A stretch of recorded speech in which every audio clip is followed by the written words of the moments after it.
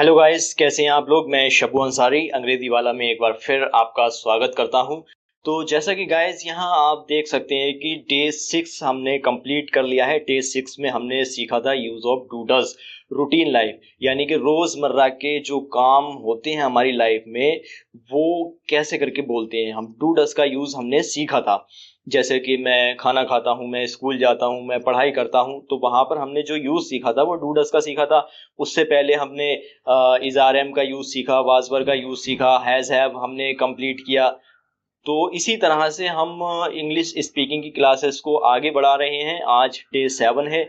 आज जो हम सीखेंगे वो डू डस को कन्वर्सेशन में किस तरह से हम यूज करेंगे वो चीज़ सीखेंगे। लेकिन उससे पहले मैं आपसे यही कहूँगा कि अगर आप हमारे यूट्यूब चैनल पर नए हैं तो प्लीज़ चैनल को सब्सक्राइब कर लीजिएगा। वाकई आपको अगर इंग्लिश स्पीकिंग सीखनी है तो ये चैनल आपके लिए सबसे बेस्ट है। और वीडियो अगर आपको पसंद आए तो वीडियो को लाइक भी कर दीजिएगा। तो चलिए गाइस, बिना देरी किए हुए हम आज की क्लास स्टार्ट करते हैं। तो आज हमने क्या सीखना है, मैंने अभी आपको बताया। जो डूडल्स हमने डे 6 में सीखा था उसी को कन्वर्सेशन में कैसे करके यूज करेंगे वो चीज आज हम सीखेंगे। ठीक है, जो डूडल्स हमने डे 6 में सीखा था। तो चलिए स्टार्ट करते हैं आज की क्लास में डूडल्स का यूज करके कन्वर्सेशन। ठीक है, तो यहाँ पर देखिए पहला क्वेश्चन जो है टॉम ने किया है। यहाँ पर टॉम क्वेश्चन पूछ रहा है, hey mister Jerry, how are you. ये मिस्टर जेरी है, ये टॉम है। टॉम जो है मिस्टर जेरी से पूछ रहा है हाउ आर यू, कैसे हैं आप। ठीक है, अब यहाँ पर देखिए मिस्टर जेरी का आंसर है I am charmed, thank you. ठीक है, मैं ठीक हूँ। आई एम चार्म्ड मतलब मैं ठीक हूँ। ठीक है, I am fine, I am good, I am charmed. ठीक है, एक ही तरह के सेंटेंसेस होते हैं, ये अलग अलग वर्ड्स यूज कर रहे हैं हम यहाँ पर, ये सिनोनिम्स हैं। तो आप अलग अलग तरीके के वर्ड्स यूज करके एक ही सेंटेंस बोल सकते हो। ठीक है, जेरी ने यहाँ पर आंसर दिया I am charmed, thank you, मैं ठीक हूँ, शुक्रिया। अब यहाँ पर टॉम का क्वेश्चन देखते हैं दूसरा। टॉम ने पूछा यहाँ पर डू यू स्टडी। ठीक है, क्या तुम पढ़ाई करते हो। ठीक है, डू डस मैंने बताया था क्वेश्चन जब पूछते हैं किसी से, इंटेरोगेटिव सेंटेंस होता है तो जो टाइम वर्ड होता है वो वर्कर से पहले आ जाता है। ठीक है, तो इसी तरह से यहाँ पर ये डू जो है वो यू से पहले आया है। तो टॉम ने यहाँ पर पूछा डू यू स्टडी मतलब क्या तुम पढ़ाई करते हो। तो अब यहाँ पर देखिए जेरी का आंसर सुनते हैं हम। जेरी ने आंसर दिया नो आई डोंट स्टडी, नहीं मैं पढ़ाई नहीं करता हूँ। ठीक है, आई डोंट का मतलब होता है डू नॉट। ठीक है, डू नॉट को शॉर्ट में डोंट बोलते हैं। तो यहाँ पर जेरी ने आंसर दे दिया नहीं मैं पढ़ाई नहीं करता हूँ। ठीक है, नेगेटिव बोल दिया इसने। अब यहाँ पर एक लाइन जेरी ने और ऐड की है, उसको देख लेते हैं। यहाँ पर जेरी ने बोला बट माई ब्रदर स्टडीज, लेकिन मेरा भाई पढ़ाई करता है। बट लेकिन माई ब्रदर स्टडीज। अब यहाँ पर देखिए स्टडी की जगह स्टडीज आया है यहाँ पर। तो स्टडीज क्यों आया है, क्योंकि थर्ड पर्सन के साथ में जो वर्ब आती है उसमें एस या ई एस लगा करके बोला जाता है। मैंने बताया था आपको। ठीक है, यस वाली बात में डूडस बीच में नहीं आते हैं, लेकिन जो थर्ड पर्सन के साथ में वर्ब आती है उसमें एस या ई एस लगा करके हम बोलते हैं, इसलिए यहाँ पर स्टडीज आया है। फिर ठीक है, फिर उसके बाद में टॉम ने और क्वेश्चन पूछा है डू यू वर्क एनीवेयर, क्या तुम कहीं काम करते हो। डू यू वर्क, क्या तुम काम करते हो, एनीवेयर कहीं। ठीक है, क्या तुम कहीं काम करते हो। अब यहाँ पर जेरी का आंसर देख लेते हैं। जेरी ने आंसर दिया या I work in a software company, हाँ मैं एक सॉफ्टवेयर कंपनी में काम करता हूँ। ठीक है, तो यहाँ पर जेरी ने आंसर दे दिया। यहाँ पर आगे देखते हैं हम। जेरी ने एक क्वेश्चन पूछा है यहाँ पर does your father work in USA. अब जेरी किससे पूछ रहा है यहाँ पर। ठीक है, सामने कौन है जेरी के, टॉम। तो जेरी ने अब यहाँ पर टॉम से क्वेश्चन पूछा है does your father work in USA, क्या तुम्हारे फादर यूएसए में काम करते हैं। तो अब यहाँ पर टॉम आंसर देगा। टॉम का आंसर देख लेते हैं। यहाँ पर टॉम ने आंसर दिया no he doesn't work there, वो वहां काम नहीं करते हैं। डजंट, डजंट क्या है यहाँ पर, डज और नॉट को शॉर्ट में डजंट बोला गया है। ठीक है, तो यहाँ पर टॉम ने मना कर दिया, नेगेटिव बोला है, no he doesn't work there.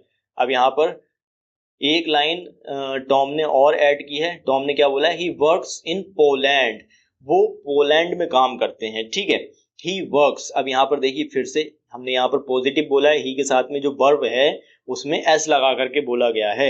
मैंने बताया था थर्ड पर्सन के साथ में जो वर्ब आती है उसमें एस या ई एस लगा करके बोलते हैं, इसलिए यहाँ पर वर्क्स आया है वर्क की जगह पर। ठीक है, तो यहाँ पर टॉम का आंसर कंप्लीट हो गया। अब आगे देखते हैं। टॉम ने क्वेश्चन पूछा है यहाँ पर, अब टॉम किससे पूछेगा? जेरी से। ठीक है, तो टॉम ने जेरी से पूछा है यहाँ पर does your sister learn English, क्या तुम्हारी बहन इंग्लिश सीखती है? ठीक है, तो अब यहाँ पर आंसर देखते हैं जेरी का। जेरी ने आंसर दिया यहाँ पर या शी लर्न्स, हाँ वो सीखती है। ठीक है, शी लर्न्स। अब यहाँ देखो लर्न में एस लगा करके बोला गया, क्यों? क्योंकि यहाँ पर थर्ड पर्सन की हम बात कर रहे हैं। ठीक है, अब आगे देखते हैं। एक लाइन जेरी ने और बोली है, because she wants to go abroad. ठीक है, शी वांट्स, अब यहाँ देखिए फिर से एस लगा कर बोला है क्योंकि थर्ड पर्सन की बात कर रहे हैं, पॉजिटिव सेंटेंस है, तो जाहिर सी बात है वर्ब में एस या एस लगा करके बोला जाएगा। तो जेरी ने यहाँ पर आंसर दिया है या शी लर्न्स, हाँ वो सीखती है। बिकॉज, क्योंकि she wants to go abroad, क्योंकि वो विदेश जाना चाहती है। शी वांट्स वो चाहती है, टू गो अब्रोड विदेश जाना। ठीक है, तो यहाँ पर जेरी का आंसर कंप्लीट हो गया है। आगे देखते हैं। आगे जेरी ने क्वेश्चन पूछा है डू यू वॉच मूवीज, क्या तुम मूवीज देखते हो? ठीक है, अब यहाँ पर टॉम का आंसर देखिए। टॉम ने क्या आंसर दिया यहाँ पर, या आई sometime I watch Hollywood movies. Sometime मतलब कभी कभी, आई वॉच हॉलीवुड मूवीज, मैं हॉलीवुड मूवीज देख लेता हूँ।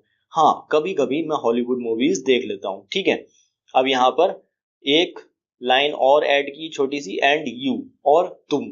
मतलब टॉम बोल रहा है, जेरी ने जब क्वेश्चन पूछा टॉम से क्या तुम मूवीज देखते हो, तो टॉम ने बोला हाँ कभी कभी मैं हॉलीवुड मूवीज देख लेता हूँ। और तुम मतलब, और तुम मतलब तुम क्या देखते हो, क्या तुम भी मूवीज देखते हो?